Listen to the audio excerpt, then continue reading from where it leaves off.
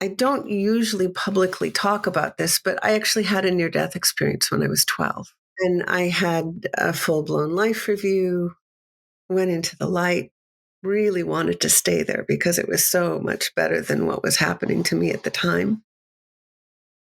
And was told, no, actually, you have a lot of work to do. You have to go back and be in this world. And I came back with a very strong sense of purpose.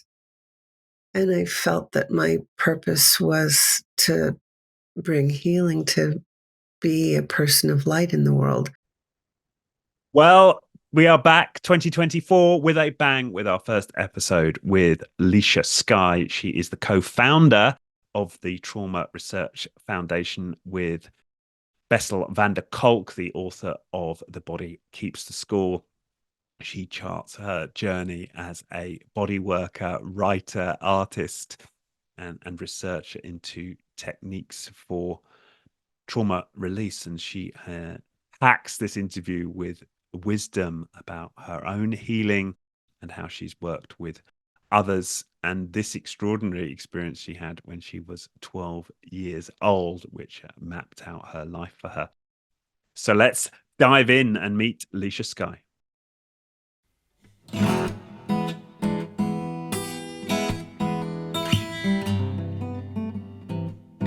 And we are live. Welcome to another episode of Being Human. I'm delighted to say I'm here with Licia Sky. She is the co-founder and global ambassador of the Trauma Research Foundation. She's a somatic educator, a writer, an artist, a singer-songwriter, and a body worker. Licia, it is with great pleasure that I welcome you to our first show back in 2024. Wow. Thank you. What an honor to be your first guest this year. I'm so delighted to meet you and be with your audience. Brilliant. Yes, thank you. All right. So for people who are not familiar with you, it'd be wonderful if you can give us a little bit of your backstory and how you got interested in this topic of trauma. It's interesting. I think many people who've experienced trauma in their lives don't have that word or didn't used to have that word. So I had a very traumatic childhood. I was born to parents who also had severe PTSD. My dad was a Tuskegee Airman. He was a Black American, born in 1929 when the racism was horrific in this country. He managed to escape his impoverished beginnings, violent impoverished beginnings, and join the service. And he met my mother in Japan. So she was his Japanese war bride. She survived the firebombing of Tokyo in World War II. Mm. Both my parents were separated from their parents very early in life. And so they didn't have secure attachment. And emotional attachment and love and the experience of safety and relationship is a very important part of what gets disrupted with trauma as children and later as adults. And so my parents didn't have a solid reference. They were very loving people, but they did not have a solid reference of what it takes to raise children without trauma. Mm. And I suspect there are many, many people like that. I think that culturally, this is a level of our evolution where we come to a place where we can raise our children differently. But the fact of early childhood trauma is that it impacts how we see the world, how we expect the world to see us and treat us. And it affects or impairs how much we're able to see opportunities, how we're able to move towards things that would be good for us, how to trust and know when we can trust and know when we shouldn't trust. I didn't have language for that when I first started finding out about trauma, but I became a body worker very early on. I'll say and for that people not familiar with that term, Body worker, Yeah. I- some people say massage therapist.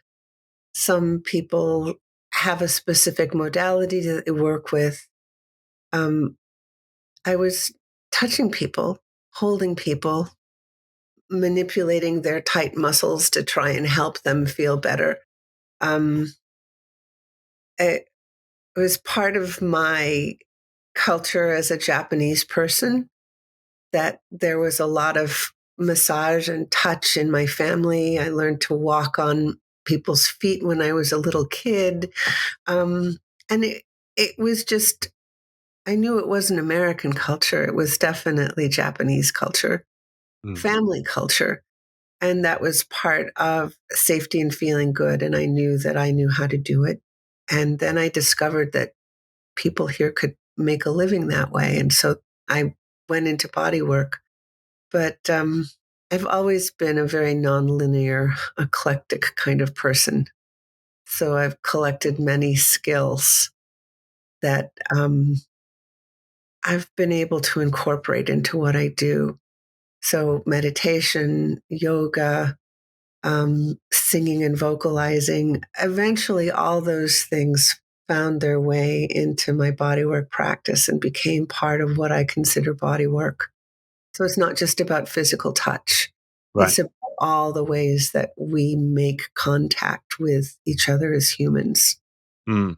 Um, Yeah. so I touch you with my voice. You touch me with your voice. Eye contact is contact. There's a gaze. There's a way to behold. And beholding is with your eyes. Beholding is with your whole being, not just with your arms and hands. Right. Yeah. Yes. And so when you were first drawn into body work, Yeah. Yeah. when did you, and maybe you didn't have trauma as a term then, but when I did did you, not. sorry? Well, you know, you might have aches and pains in your body, and you might think that, oh, this just means I'm getting old, or I didn't stretch enough before I worked out. But we have habits of how we hold ourselves in our bodies. There are patterns that have to do with our permissions to express ourselves or not. Right. And so I'm very aware of how important our voices are as an aspect of our embodied experience, what we know of ourselves through our bodies. Our voices vibrate our bodies and vibrate the environment around us. Our, our skeletal system especially resonates with the reverberations of our voice. So our scalp, our skull, our sternum, our shoulders, our everything. If you hum into your hands, you can feel the vibration of your voice in your hands. It travels through liquids better than air and through solids better than liquids. So we've experienced the vibrations of our bodies. And I'm saying this because so many people in so many different cultures have had the experience of being forced to not cry as children or told to sit still and not move and not be heard. Um, and and if you've ever tried to suppress a cough or a laugh or a sneeze or a gasp of surprise or anything like that, you know that it takes a physical effort to do that, to Yeah. push it down, to stop it and to hold it. And that can become a habit. Yeah. And culturally, it is a habit. And that creates a constant tension that's always on, that's always working, that has effects on different parts of the body. It can be sort of numbing, it can be an aching pain that's always there that you just forget about and Yeah. keep going and keep going and keep going. So many of the people that would come to me thinking they needed relief in their muscular tissue in their shoulders or their legs or whatever it was, they would have these patterns of holding, and massage that I was doing wasn't enough. And sometimes breathing and helping people to sigh would be helpful. Something that you can actually see your breath letting go. You squeeze a little bit and then you let go a little bit. And so I could do that. And sometimes people who are physically very rigid could let go with their breath a little bit sometimes. Yeah. But, but if you put voice on it, people can feel so self conscious about their voices.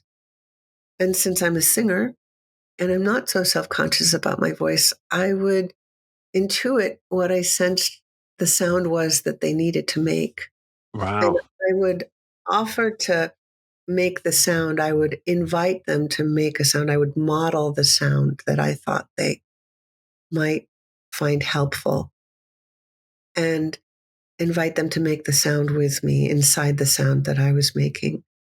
And that's a way of covering for a person, holding them with my voice so they don't have to feel the shame or self-consciousness that might get activated with making a weird sound like or or whatever it was. Yeah. And you know, so making sound involves your breath. It involves vibration in your body. It involves body awareness. Making sound or things orient to sound. So, if you hear a loud boom, your body's going to turn and see what it is. Yeah.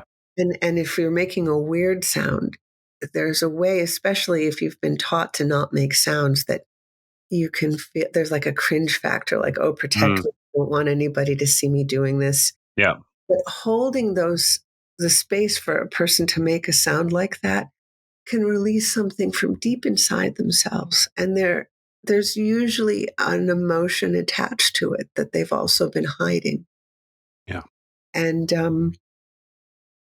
so that was one thing. I'd be working on somebody's hip. How long has this been hurting? Oh, for at least 10 years, blah, blah, blah, blah, blah. And it turns out that it started hurting on the day that their dad died. Right. Yeah. And just that stop of, really? And then tears, and then a release of their hip that's been hurting for so long. Yeah. Um, and then trauma, it's interesting because, I was working with people who were having flashbacks on the table, memories that they didn't know they had until I held them or touched them or worked with their bodies or helped them to become aware of what their bodies were carrying. Deep, deep, horrible memories being released that they'd never told anyone. Yeah. And suddenly, me as a massage therapist who was told, don't talk to people. Right. um, I think body workers need a lot more training Yeah. um, in trauma awareness. And, I think there are surely some people who are actively doing that. But from what I hear of massage school, there's not enough going on there yet. And by the same token, people who are trained in therapy, for the most part, don't understand very much about the body, Yeah. and they don't have a vocabulary of safe touch, so they don't touch at all. Mm. Yeah. Um, yeah. So so that's all of this awareness that I had about people having flashbacks. I still didn't have that word trauma. And then in 2012, I met Dr. Bessel van der Kolk. And it was a casual by chance meeting, and we had a cup of coffee. And he said, "What do you do?" And I told him, and he told me what he did. And suddenly I just realized that, oh, there's, we have a lot in common. Yeah. We have a lot of understanding in common. And through his work, I really learned to understand more intellectually instead of intuitively about trauma and about how deeply our bodies are the map for how we interact with the world, how our feelings that we carry inside us say what we have permission to even notice or not notice. Yeah. inside ourselves and outside in the world. There are some things that we say, oh, that's not for me. That's not okay. I have to hide this, lock it down, and nobody ever gets to see this about me or they would all hate me. That's Yeah. what trauma. Yeah. That's really Yeah. it's That's right. and yeah. Go on, go on. No, I was going to say it's like our body is almost like a filter on what we can think, and that sounds strange, doesn't it? We think of ourselves as having this freedom of mind to explore and any idea that we might have for ourselves without necessarily realizing that we may be prevented by old patterns held in the body, even at the level of our thinking process. Well, I more what I think is that our body is all the source information we have to make sense of the world, and our minds sit on top of our body, sort of interpreting all of that information that's coming in. And if if our body is feeling terrible all the time, our mind is going to tell us you're in danger. You're not liked. You're not wanted. It's not okay to be here. Be suspicious. You can't fully trust everything around you. And you might be so used to thinking those things, those sort of base reality things, that you don't even know that those are your thoughts about Yeah. yourself or about the world around you. Um, and so paying attention to your body differently so that you can know more clearly where you are and what your body is experiencing, know with specificity what is in pain and what is not in pain. That helps to clear our minds, clear our understanding of, is there really a threat here that I need to tend to? Or can I look around and see something that's actually beautiful around me? What Yeah. it, we'll only do what our nervous system says it's safe to do. Yeah. Yeah. And it just reminds me of when I was doing yoga, but having had done some trauma release work and getting much more in touch with my body, and doing the warrior poses and allowing my chest to come high, and then Yeah. having this big release of tears. And it was like, Oh, ah, I can like feel pride about myself. And it was yeah. like I can have thoughts of pride about me in a way that I hadn't had before doing that. So that was my first visceral experience of connecting how our body and where we allowed ourselves to move our body in space affects how I think about myself. And yeah, it Right. was Right. yeah, and I've had many, many, many moments since then, but it's that just came to mind as you were sharing. Yeah. Oh, absolutely. And that's the thing, is slowing down, having a different context to be in Mm, is incredibly important. Um, if your mind is telling you there's no place safe in the world because your body hasn't found a way to feel at ease, then finding ways to change your body, finding ways to know your body, that's the beginning. And yoga is a wonderful way to have a relationship with your body because it's slow. You can actually observe yourself while you're doing it. Your focus isn't outward. Your focus is right here inside as you're doing the poses, as you're moving through the asanas. Yeah. yeah, with the right teacher, right? Because Yeah. there's certain Yeah. yoga classes, it's all about, are you doing the form correctly, and it's bang, bang, bang post. But yeah, I got to know the kind of teachers who would allow me to kind of work with internally as I did my yoga. Yeah. Right. And I really appreciate the slower the better for me. Um, being able to understand the asymmetry of my body as I do a pose. Oh, one side is tighter in this way than the other way. I seem to have better balance on this foot than the other foot. All of those things.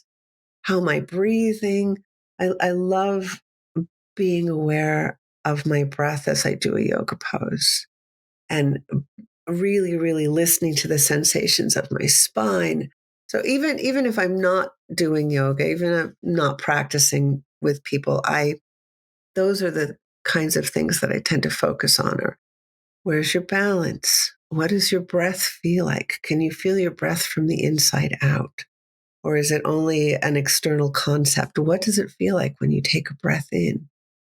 What's expanding inside you that you can notice the sensations of? Just going really, really, really slow. And then Mm. what feelings or emotions or thoughts come up with the sensations that you notice in your body? And how do you hold the two of them? And as you notice shifts and changes in your body, do you notice shifts and changes in your emotions or your thoughts? Yeah. Yeah. And I'm curious then, taking you back to your early days of practicing as a body worker, bringing in, as you say, these other elements. How would you work on your own trauma? How were you exploring your own patterns and so on Well, as you that's dealing? so interesting. I did a lot of peer counseling. I actually joined a group that was trained to do peer counseling, and I would go to retreats where I could learn more of the peer counseling techniques. And then I would peer counsel. I was a peace activist, and peer counseling was a big thing back in the 70s and 80s. Right. Um, and then eventually I did find a therapist and work very extensively for years. And a lot of that was talk, but then I had my own practices outside of talking. Uh, I think that there's no one right way to heal. Yeah. Um, and the way I work with people now, when I do consultations or I'm teaching in a workshop, your thoughts are important to understand, but your thoughts can lead you back into your body, and your body might have a clearer, more specific memory for you than your thoughts can hold. And lots of times when people talk, they tend to glide through the hard parts. It's so hard to get that out at all without feeling like you're going to fall apart, that people tend to speak really quickly when it hurts most. Yeah. So when they're doing that, that's when I invite people to slow down. Wait, wait, wait, you're going a little fast for me. Can we just pause for a moment? And how does it feel in your body having said that? I know that my body's having a big reaction now. I wonder how your body is feeling, telling me what you just told me. And I try and really be with them in a way that they feel seen and met with respect and kindness.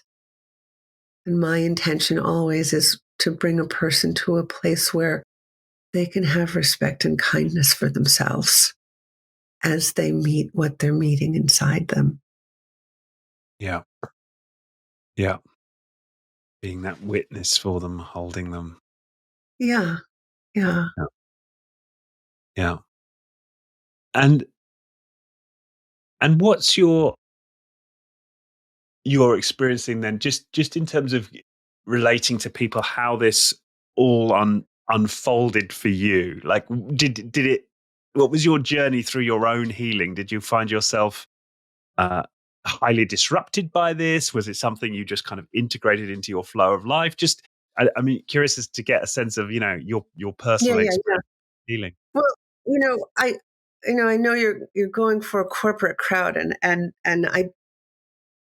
I don't usually publicly talk about this, but I actually had a near death experience when I was 12. Right. And I had a full blown life review, went into the light, really wanted to stay there because it was so much better than what was happening to me at the time. And was told, no, actually, you have a lot of work to do. You have to go back and be in this world. And I came back with a very strong sense of purpose. And I felt that my purpose was to bring healing, to be a person of light in the world. That alone did not heal my trauma. I still had to deal with my own trauma and face my trauma. if I hadn't done that piece of really looking at what hurt, I don't think that I could help other people look and meet what hurts inside them. Um, you know, I think especially uh, this this Western culture that we live in, you have to look a certain way all the time. You have to look Yeah. put together. You have to be polished, even if you're feeling crappy on the inside. You have to be sunny on the outside, and that's what people want, and that's what flows. And there can be a tremendous amount of shame in carrying tremendous pain. Yeah. Um, so, and when I first left home, even though I went off to college very early, I went off to college when I was 16. Um, I was such a soft spoken person that people would have to lean in to hear me because I was so soft spoken. And Right. I was afraid to have a voice. So my process of finding a voice was a very big part of my healing. Uh, and therapy helped a little bit with that, but actually putting myself in the world, I started going to poetry readings. And I was so inspired by the courageous people who were getting up and speaking profound truths about themselves. And so I emulated them and began writing and learning to speak out, sweaty hands holding a piece of paper and trembling voice, the whole bit. I was a mess, but I did it. Right. Um, and I think that was a very important part of having a body and a voice. I did a lot of theater work as in my youth. I think that helped too. Um, and finding words for your self experience. Bessel talks a lot about how that's a very important part of healing, really knowing what you know, Yeah. because you know it in one way and then completely suppress it in another. So integrating what you know with what you might not even want people to know still, but to be able to own it inside yourself, whether you choose to show it to others or not, to have cultivate a respect for your own worth. That's such a growing edge. That's Yeah. such a healing place to be where you feel like you're not hiding on the inside from yourself. Um, Right. so I did do a lot of that. Yeah.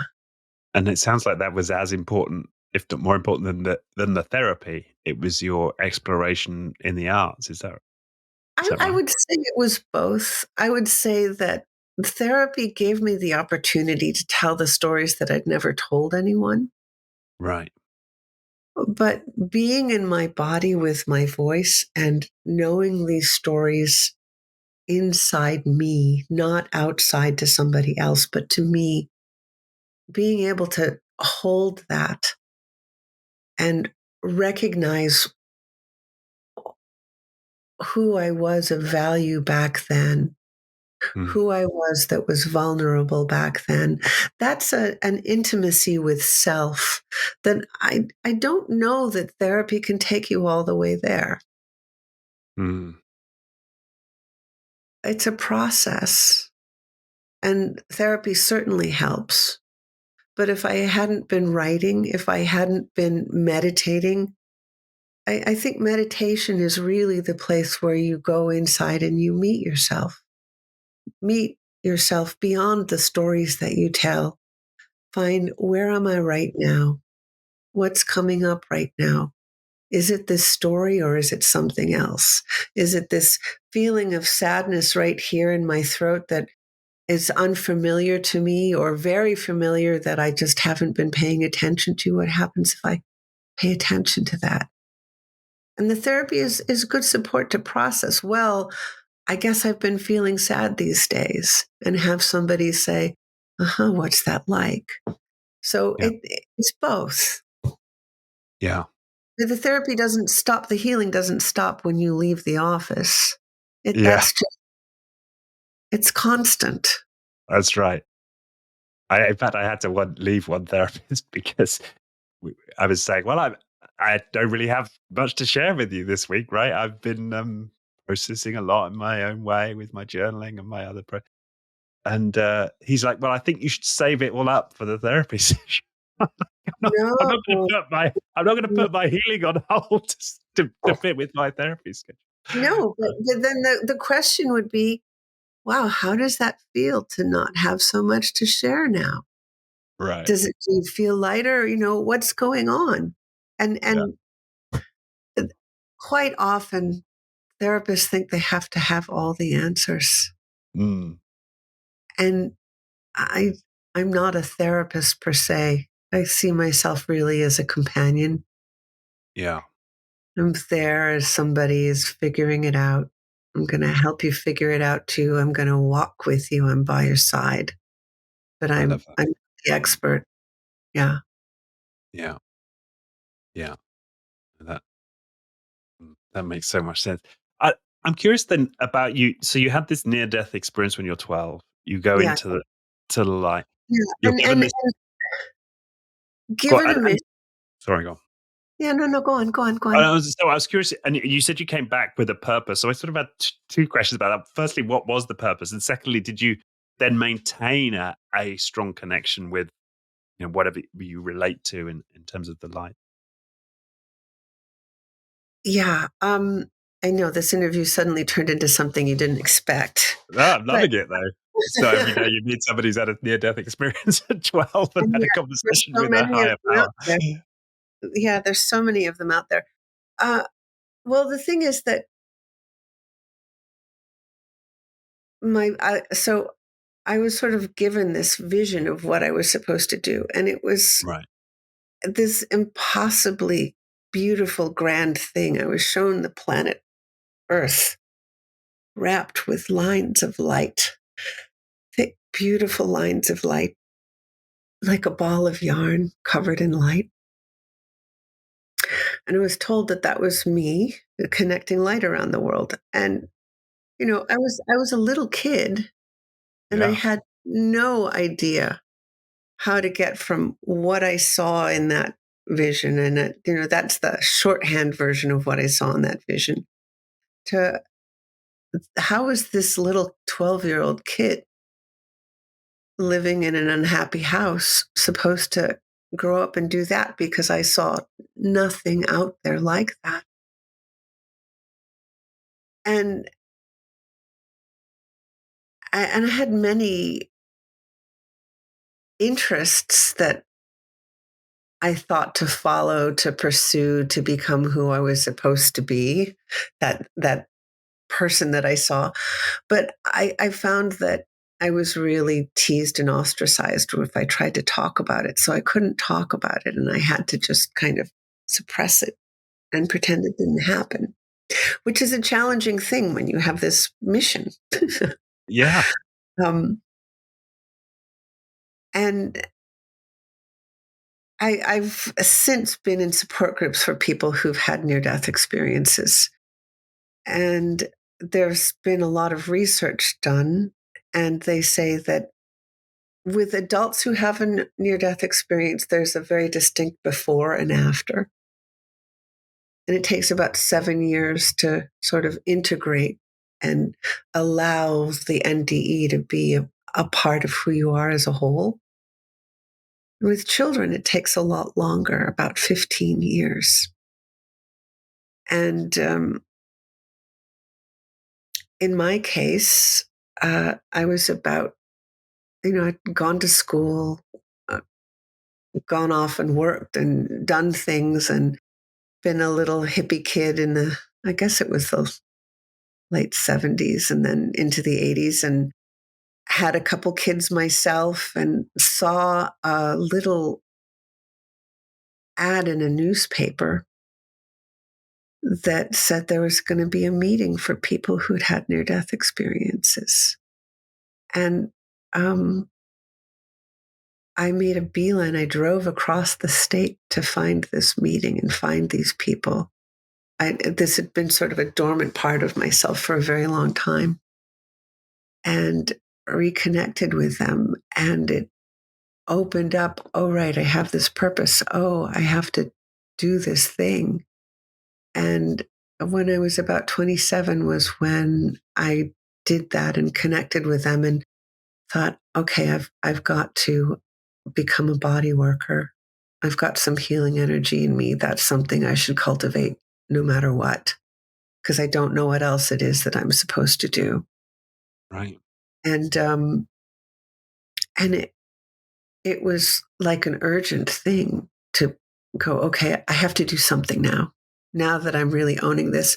At the same time that I had gone to this meeting and sort of begun tentatively to reclaim this identity, this hidden identity of being a near death experiencer, I had also started to have flashbacks of the violence of my childhood.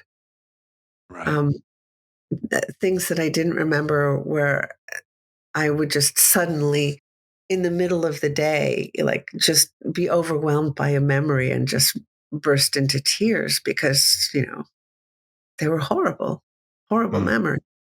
Yeah. Um,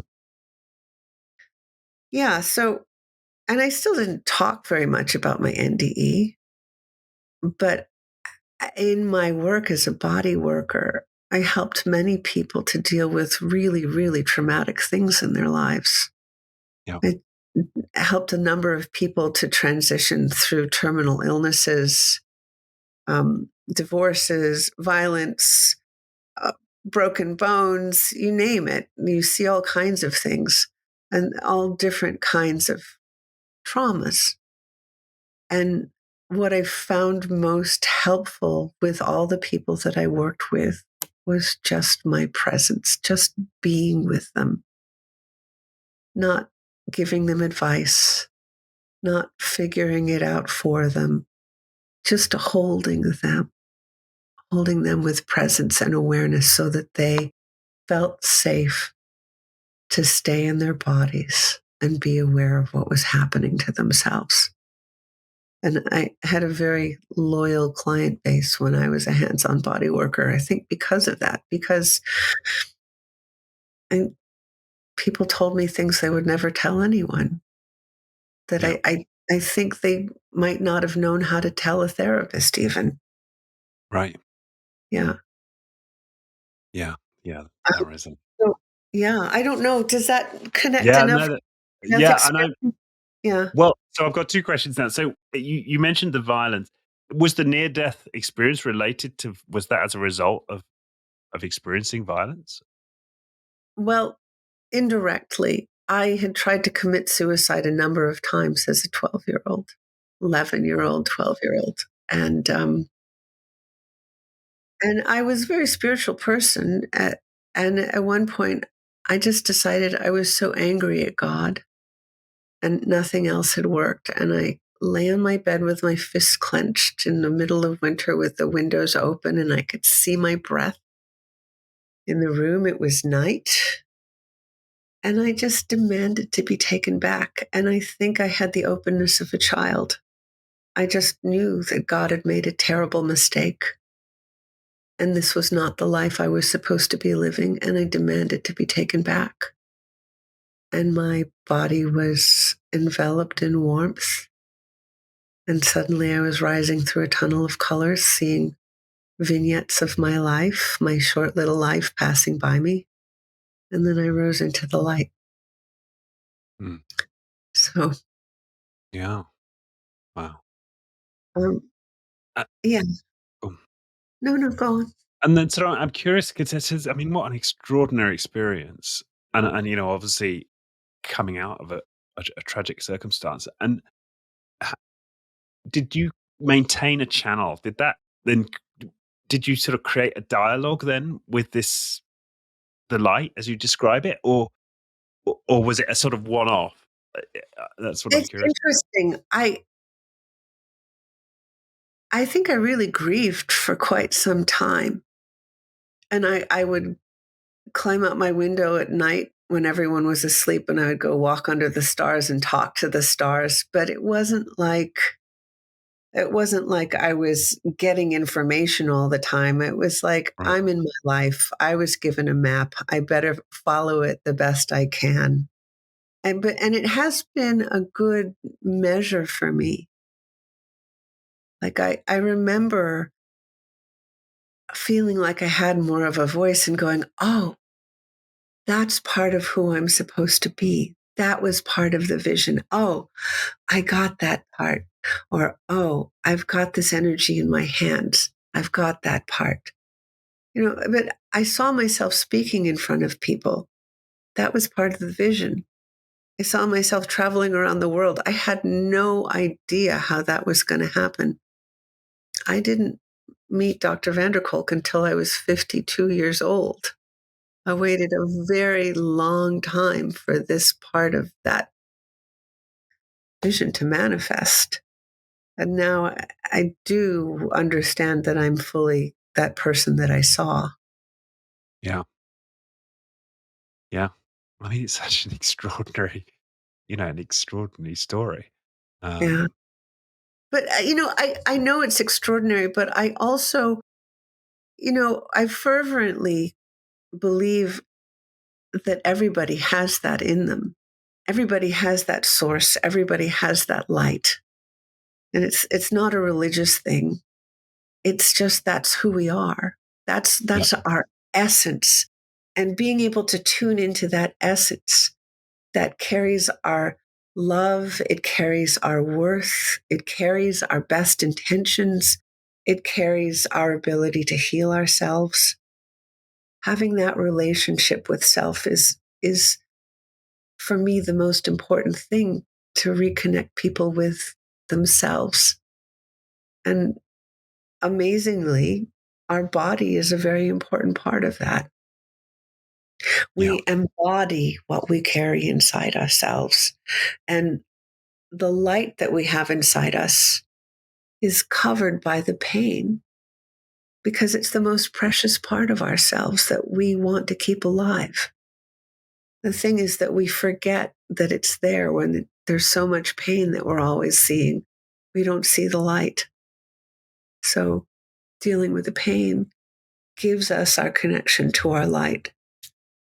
Yeah. That's Yeah. absolutely, yeah, that makes complete sense to me. And there's no way around that, right? It's not like there are any shortcuts to the light. We must address the pain, right? Yeah. Yeah. Um, well, eh, you know, I I've begun working in the psychedelic world. Mm, Uh, I I do trainings for the Ketamine Training Center in the US. And my role within the trainings is to help people become more aware of their bodies and before they take anything. So ketamine is a legal medicine and it's used in many ways in the US, but it does have hallucinogenic properties and can induce mystical state sometimes in people. It's used for depression, it's used for pain, it's used when people show up in the ER and they're hysterical. Sometimes they're given ketamine. It's used on the battlefield. So it's kind of ubiquitous in a way. Even dentists use it. And I've heard stories of young children being given ketamine in emergency rooms.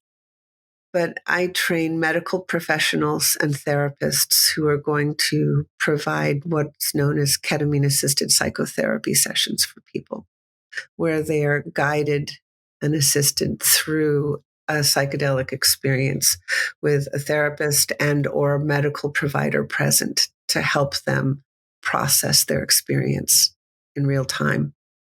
Um, and body awareness is a very important part of that. And uh, what I've found is that psychedelics, um, they can enhance your awareness of your physical experience. They can open you slowly and gently or fully to deep emotions that you might not have been aware that you were carrying. You might say, "Oh, that stuff with my mother, I took care of that a long time ago. I did therapy when I was in college and I'm fine, I'm fine." And then you might go inside. I only work mostly with low doses, so you're still able to talk. You might go inside and go, "Oh my gosh, I loved my mother so much. She hurt me so much. I didn't realize how much pain there is still here around this." Yeah. Um, and you might not realize how that's affecting your interactions with the people around you. Um, so I have found that I wouldn't call it a shortcut per se. I would just call it a really, really helpful gift. We're so lucky that we have them. And I don't know if you know any of the research around MDMA, but Not n- no, not MDMA, but I have had a guy on the show who left his job in corporate finance to set up hallucinogenic retreats. So working with mushrooms. yeah, But no, yeah. tell me about MDMA. Well, MAPS, which is the Multidisciplinary Association for Psychedelic Studies, big, mostly in the US organization that did most of the research for MDMA. Um, their latest papers coming out about healing from PTSD, but not just PTSD, people with early childhood trauma who Bessel had actually initially tried to discourage from being included in the study because he thought that the results wouldn't be so good if they were included, and yet they were included. And those people who had early childhood trauma actually benefited the most from MDMA because they were able to access compassion for themselves as they reviewed their experiences. Mm, They were able to have an embodied way of meeting themselves and being able to see in a different light. Usually, people who've survived childhood trauma, especially at the hands of their caregivers, there's a way that they blame themselves for what happened, or they were told that they deserved what happened to them, and they internalized that. And that seems to be one of the big things that shifts with a psychedelic experience, is that they're able to really meet a kinder aspect of themselves as they meet their pain. mm, They're closer to their essence. Yeah. yeah, And you yeah, might call it love. yeah. Well, Yeah. having been to MDMA fueled raves in my youth, I mean Uh, that was always what I would come away with, versus going to a British pub and everybody be drinking and fighting. You'd have this experience where everybody was kind and loving to each other in a yeah. way I didn't experience in everyday life. Yeah. And so if instead of going to a rave and being outward with that love, Mm, you turn inward and you meet the most pained parts of yourselves and you give them your love, it's profound. It's really profound. mm, mm, And finding a way for those hurt parts to have an authentic voice and yeah, speak truth without the fear of reprisal. yeah, fascinating. Yeah. Yeah, I mean it's fantastic that we have all of these experiments now, across the globe with different drugs and, as you say, not necessarily to provide shortcuts, but can there be aids to our It healing definitely out there? lifts you up, and I've heard people say, "Oh, this drug is the 30-minute near-death experience." And my thought to that is, I'm sure that my near-death experience didn't take that long. Maybe a Mm, few minutes lapsed here, maybe. And yet it was profound enough to be a map for my life that I didn't throw it away. I didn't say, "Oh, could I get another one tomorrow and go to a rave and take some more and have another near death experience. That wasn't like that at all. It was like, this is guiding me. Yeah. This is guiding me to who I'm supposed to be. And I think that there's a way that psychedelic experiences can be a way for us to know where we're supposed to go with ourselves. That, we're really meeting, who am I in this world? Who do I want to be in this world? And it's really about being, not about doing. Yeah. Yeah. Yeah. Yeah. That's that's profound. And I think any anything out there that can help with that, Yeah. certainly worth exploring. And is that a big part of what the Trauma Research Center Trauma Research Foundation is engaged with? Is these types of experiments? Um, you know, we partnered with MAPS, but there's research around neurofeedback being done that we're funding, and we're funding a touch study that's happening at Western University in Canada. Um, you know, there's so much we don't know about our bodies and our consciousness and what that interface is between consciousness, awareness, ourselves, but also how do how do our bodies really affect how we interact with each other? I mean, we are evolved to be social creatures, to interact, to collaborate and cooperate, and that's a very important part of our experience as humans. And so many people right now are isolated. The pandemic didn't help much, but this digital age where you can just fall into the rabbit hole of your phone at any moment, you don't Yeah. ever have any free time. You don't ever have to pay attention to yourself. There's always something that you can do to distract yourself from you.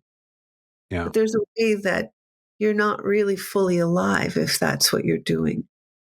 If you're not able to greet somebody openly and fully and know them and have them know you, to smile and be in your body and feel yourself and sense the other person that you're with and do something together, cook a meal or go for a walk or dance at a rave or build a rocket ship, whatever it is that you're doing, there's, if you do the grind and you kind of slide through life, and on one level it's called dealing and not feeling, you Right. know I love that, dealing and not feeling. Yeah. That's where I was for the first 3 decades of my life. Yeah. yeah, yeah, gotta just survive, gotta make enough to pay the rent and put some food Yeah. on the table and Mm. survive.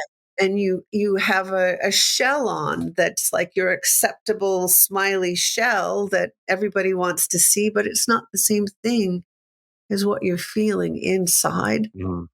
Life gets really, really hard.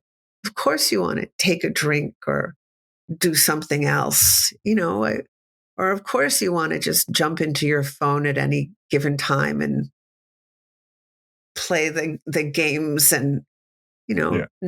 not feel. Yeah. Can be very lonely, even when you're with a partner. That can be very, very lonely. Yeah. Yeah. Yeah. And it can feel so daunting. I remember having a conversation with once about therapy and asking her if she considered doing therapy, and she said she was fearful that it would be like a Chinese doll, right? I'd Yeah. open up Yeah. one, and there would be another one, and it would be an infinite Chinese doll of like feelings to deal with. And in a way, she was right. Like, that is Yeah. my experience, but Yeah. also the richness of life that emerges Yeah. Yeah. once we start engaging in our body and our Yeah, feelings you is think it's endless pain, but what happens is when you resolve some of that pain, you have more access to the fullness of your being. You can be energized and alive in a different way and much more creative, much and more joyful, right? yeah, Yeah, joyful. Yeah, joyful. That's one of the gifts, is we get to yeah, feel everything more, including joy and happiness. right, right, all of it. Yeah. And then it's not so scary to have any of your feelings, Mm. you know? Yeah. Yeah. That makes sense. The other thing I was curious about was because you mentioned sound and using the voice. Um, Yeah. on the show, we had somebody called Eileen McCusack, and she's done a lot of research with with specifically sound and tuning forks Mm, and mm. playing different different notes to help people attune and release trauma. Are you doing any research into sound? I work a lot with sound, and I actually do work with tuning forks for people who have something called alexithymia, which is quite a few people in our culture. Um, And that's what is where that? Sorry, what's alexithymia? alexithymia is where you don't understand the emotional response you're having to something. You might be really, really angry and feel a lot of tension in your body, and your voice might be really tight, but you might not be aware at all of what you're expressing or feeling or presenting to the people around you. Um, you're out of touch with yourself. That's alexithymia. Okay. And so I'll take a tuning fork and just activate the end and then place the base on the person's palm of their hand and have them, can you feel the vibration in the palm of your hand from the tuning fork? Where do you feel it? Can you feel it in your bones? Can you feel it in your skin? Can you hear the sound? What can you notice about your body in relation to this tuning fork right now? And then I'll have them cup their hands like this and strike the tuning fork again and put it in the hand and see, can you feel the vibration of the tuning fork going through the top hand into the bottom hand? And you can. That's the first thing. First awareness of, oh, my body is doing something here that I didn't know was possible. Then we strike the tuning fork again and place it at the sternum. How far inside can you feel those vibrations? What's happening now? What comes up? What thoughts come up? So, you know, scientific research, there's so much for science to look at Yeah. everywhere. The touch study that we're doing, that we're funding, is a really, really important one. Um, and yet it's such a simple one. I think even the simple meditation exercises that I do with people are somehow too complex for scientists to look at in a scanner and say, what's happening here? What's happening here? So the physiological research that's very expensive to do, there's not a lot of it happening. Um, I don't know about social science research.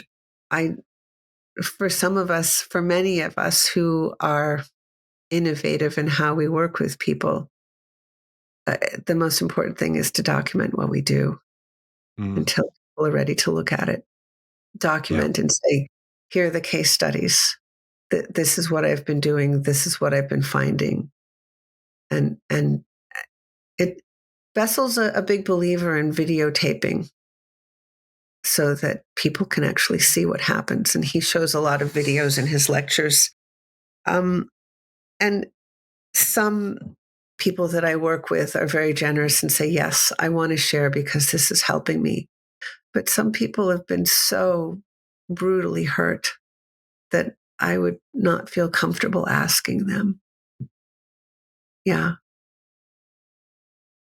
Tell me about the touch study. How does that work? Um, See, they're very innovative people.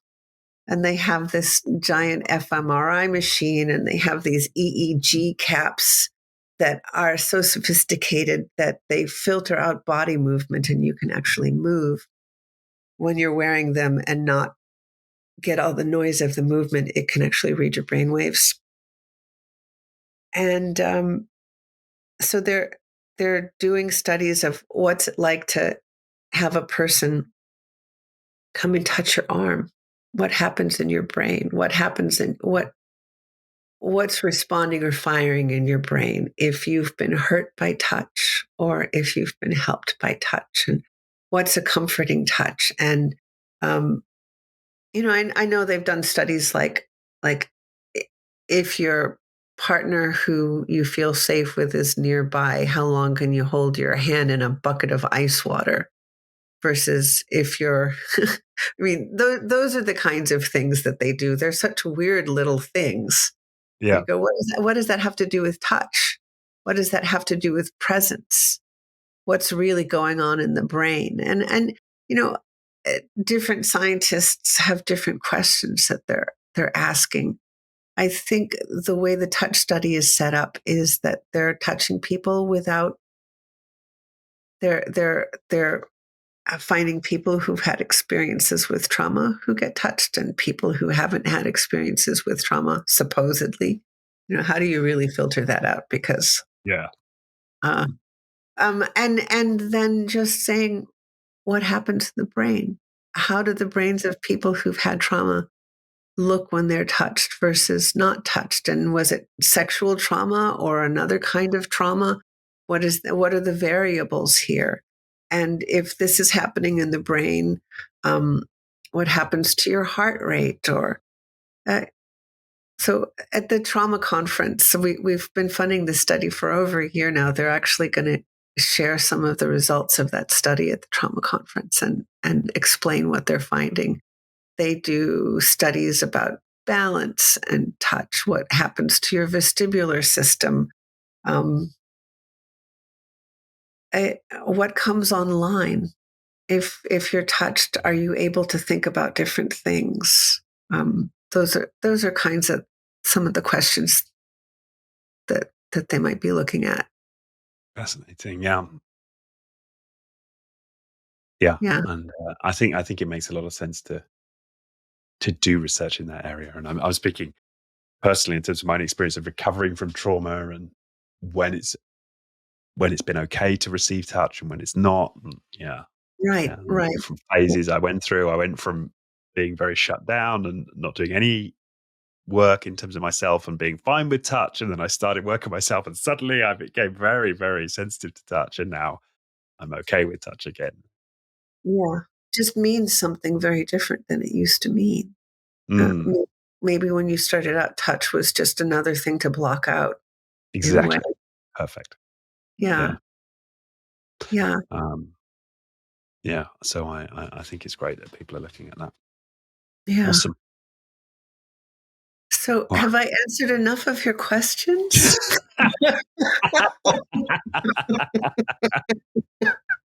I think so. I think so. Wow. Been yeah, it's been a fantastic conversation. Yeah. Yeah, really appreciated your candor. Yeah, and your insight. Well, Mm. I th- I was feeling like I wasn't going to be completely honest if I didn't tell you that. No, I really appreciate that. Wow. Yes. Yeah, I feel really moved by the story and yeah, and just grateful to have had to have been here to listen to your wisdom on these topics. It's, Oh, thank you so much. I hope this was helpful. I know you have sort of a corporate bent, but exactly. Well, yeah, um, but this is yeah, 100% yeah, relevant. Well, to all human beings, yeah. including those who work in the corporate space.